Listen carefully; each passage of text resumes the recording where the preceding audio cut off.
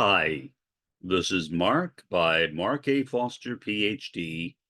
for the Maoist Third Worldist Collective. I wanted to begin by apologizing for my unusual appearance, especially in my right eye, which appears on your left. Um, I am not the most careful person in the world. I have been called clumsy, and justifiably so, I think. A lot of autistics are clumsy, and I'm no exception. I tripped over something. Why? Because I was walking around in my bedroom with the light out, which I should not do. And as a result, I literally slipped and I banged my right eye into something, into the corner, I think, of a dresser. And as a result, my right eye is black and blue.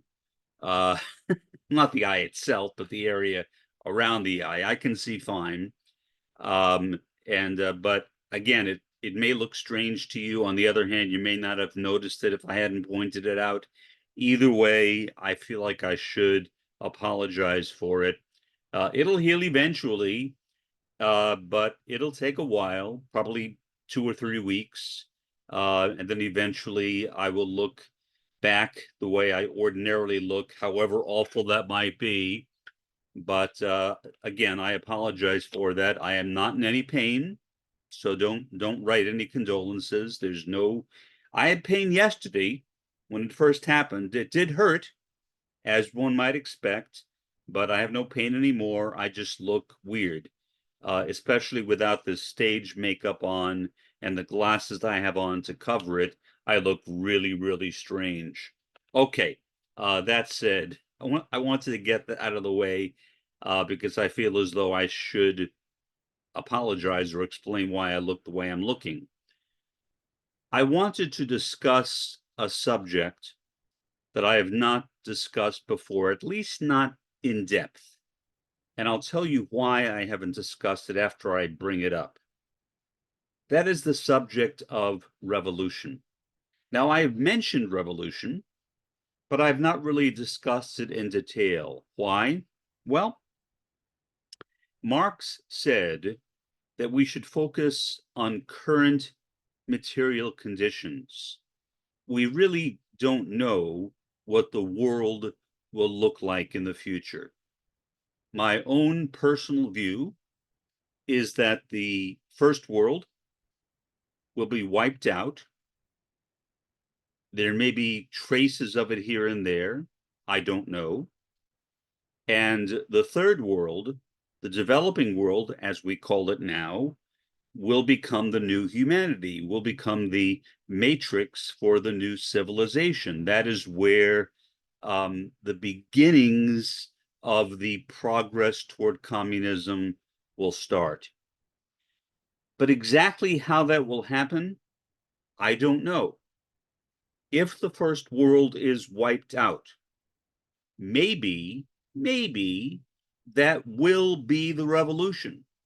In other words, it'll be I guess, not exactly a bloodless revolution, because a lot of people will unfortunately die, but it will be a revolution that will not necessarily involve human beings going out and staging a revolution or going out and, I hate saying this word, killing people.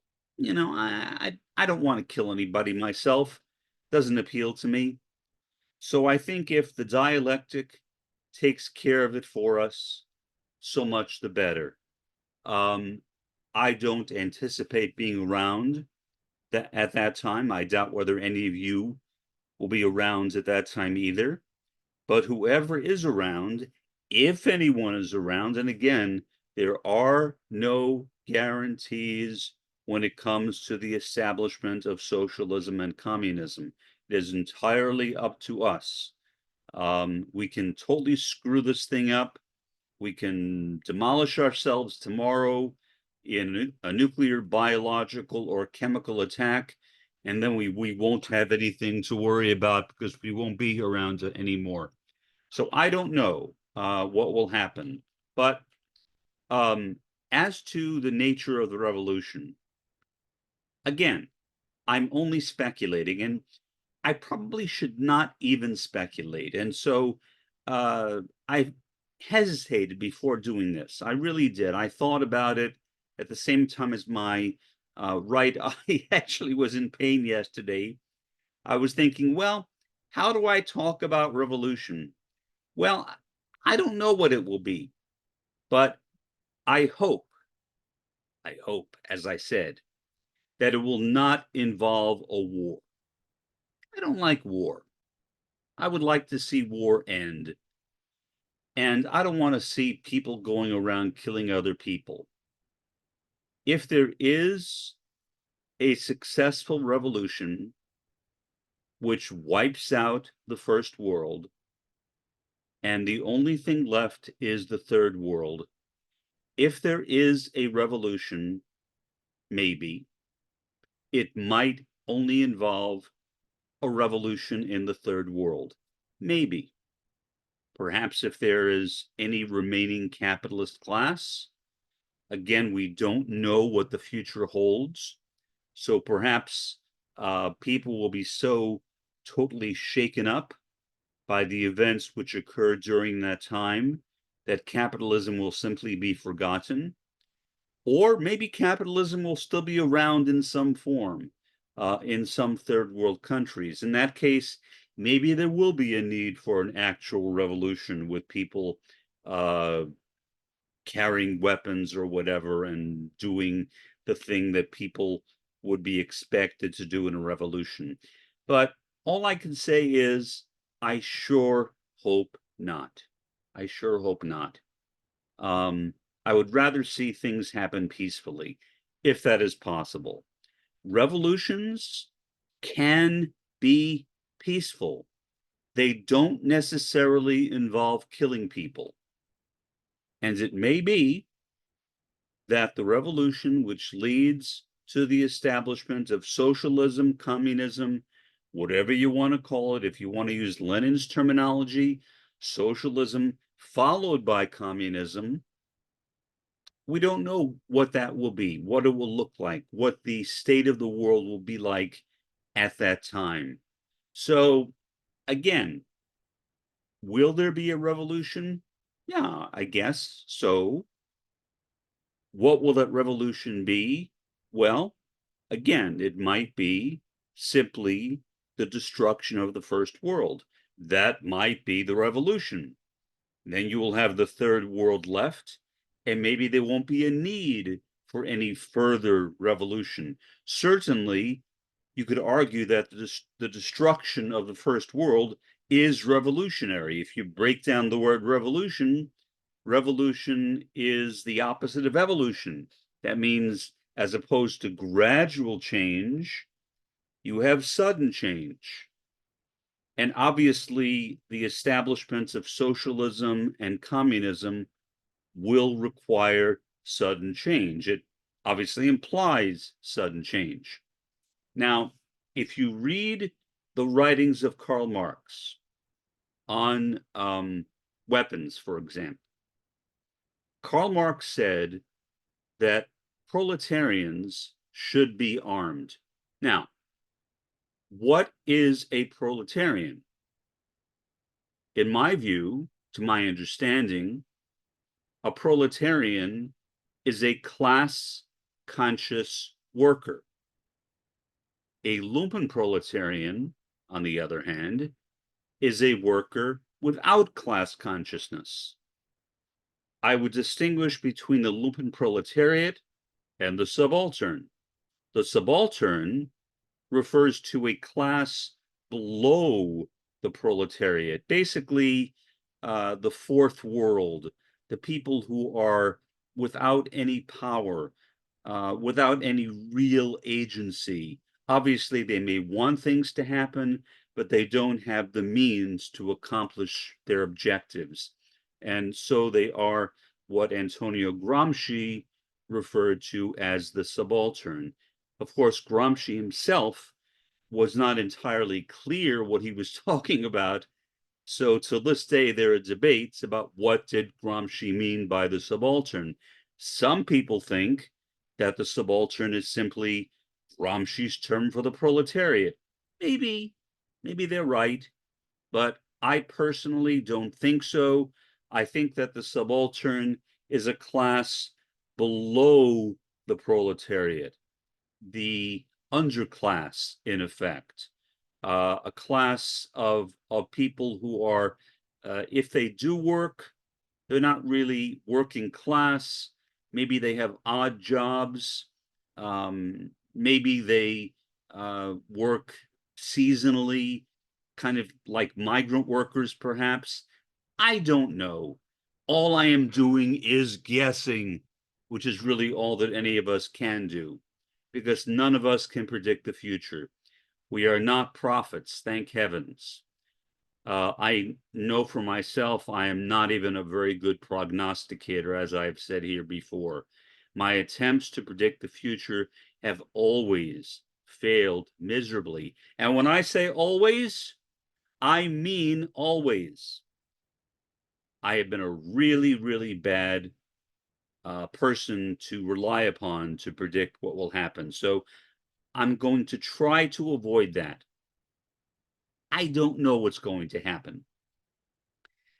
There will be a revolution, meaning there will be radical change, not evolutionary change, not evolutionary socialism like Edward Bernstein talked about. There will be radical or revolutionary change. The form of that, or the mechanism which will create that, I don't know. Again, it might be simply the destruction of the first world. Maybe I shouldn't say simply. That's a pretty big thing.